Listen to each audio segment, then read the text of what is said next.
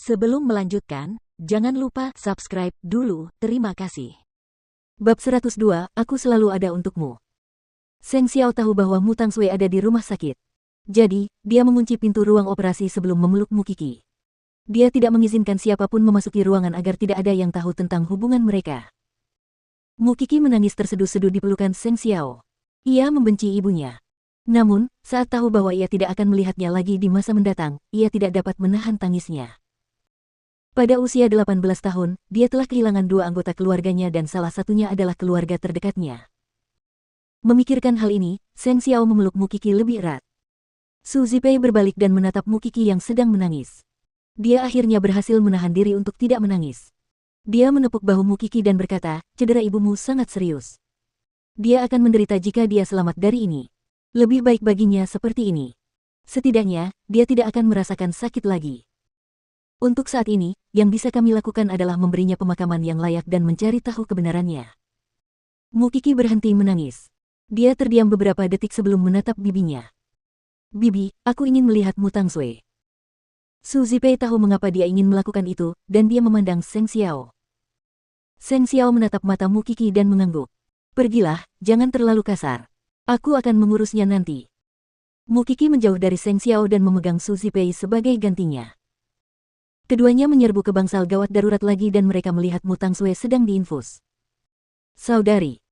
Mu Qi tidak membiarkannya mengucapkan sepatah kata pun dan menyeretnya ke lantai. Mu Tangshui jatuh ke lantai sambil menangis. Dia tidak punya tenaga untuk melawan. Perawat itu bergegas menghentikan Mu Qi. Dia berkata, "Apa yang kamu lakukan? Pasien terluka parah." Mu Qi menatap Mu Tangshui dari atas. Dia mencengkeram lehernya dan berkata, "Kamu baru saja terluka. Kenapa kamu tidak mati saja?"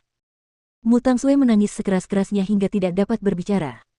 Dia menghabiskan waktu yang cukup lama untuk menghirup udara sebelum dapat berbicara lagi. "Bagaimana kabar ibu? Kamu masih berani bertanya?" Mu Qi mencengkeram kepala Mu Tangshui dan membenturkan kepalanya ke lemari. Ketika perawat melihat apa yang dilakukannya, dia menarik Mu Qi dan memperingatkannya. "Aku akan memanggil polisi jika kau terus bersikap seperti ini." Mu Qi hampir terjatuh. Ketika dia menemukan keseimbangannya lagi, dia berkata, "Sejak kecil, ibu selalu memihakmu.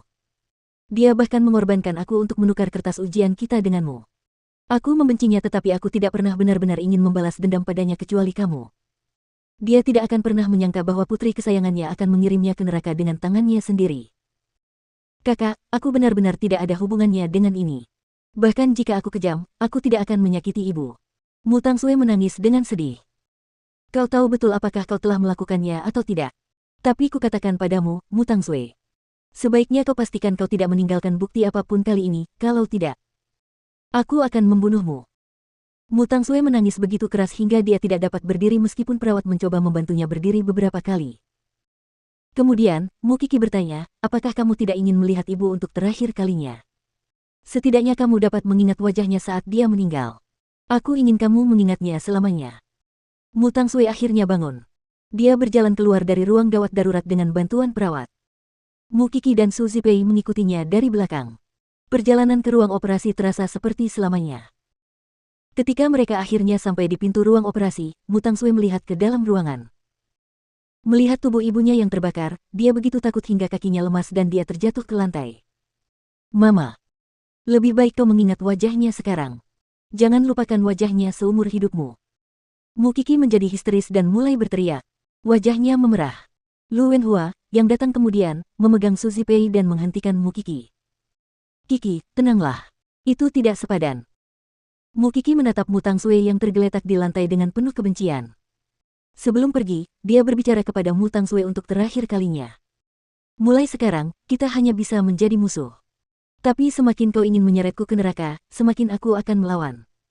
Aku tidak akan membiarkanmu mendapatkan kesempatan itu. Aku memiliki kehidupan yang bahagia sekarang. Bagaimana denganmu?" Mu Tangshui berbaring di lantai dan menangis. Dia tampak sangat sedih. Lu Wenhua membawa Mu Qi dan Su Zipei keluar ruangan setelah melihat ini. Ketika mereka keluar dari rumah sakit, Mu Qi masuk ke mobil Seng Xiao. Dua mobil melaju kembali ke villa, dengan dua wanita sedih duduk di dalamnya. "Wenhua, untuk pemakaman saudara perempuanku, bolehkah aku?" "Serahkan saja padaku, kamu tidur dulu," kata Lu Wenhua. "Qi, Su Zipei menatap Mukiki. Lu Wenhua tahu bahwa dia khawatir, tetapi dia berkata, jangan khawatir, dia bersama Tuan Muda Seng.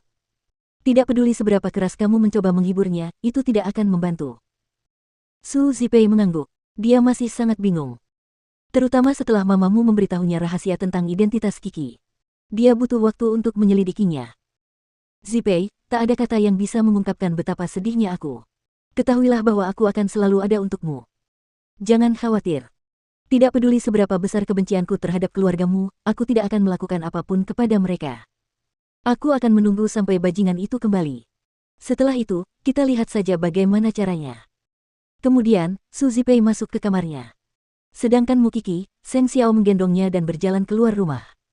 Mukiki berbaring diam di pelukan Seng Xiao. Dia menyandarkan kepalanya di dada Seng Xiao dan mulai berbicara. Xiao Xiao, tidakkah kau merasa bahwa hidupmu menjadi sangat agresif setelah bersamaku?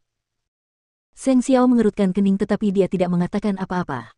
Dengan kecepatan tercepat, dia mengantarnya kembali ke villa mereka. Karena kamu mengetahuinya dengan baik, berikan aku kompensasi. Seng Xiao menggendong Mukiki ke kamar tidur. Dia membaringkannya di tempat tidur dan menanggalkan pakaiannya. Mukiki tidak melawan. Dia hanya menatap pria yang menjepitnya di tempat tidur. Melihatnya tidak ada jawaban, Seng Xiao mengangkatnya dan meletakkannya di atas meja rias. Mukiki sedang merasa tidak enak badan dan tidak punya tempat untuk melampiaskan perasaannya.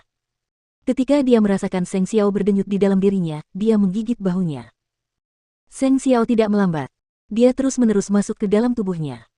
Dia mencoba melakukannya dalam posisi yang berbeda dan meninggalkan begitu banyak bekas di tubuhnya hingga dia tertidur. Kemudian dia membersihkannya, dengan lembut membaringkannya di tempat tidur, dan menutupinya dengan selimut. Apa yang harus aku lakukan agar kamu tidak merasa sedih lagi? Setelah terdiam beberapa saat, Seng Xiao berkata, tidurlah dengan nyenyak. Aku selalu ada untukmu. Dia tahu bahwa kehilangan ibunya merupakan kejutan besar baginya dan dia tidak bisa dihibur dengan cara lain.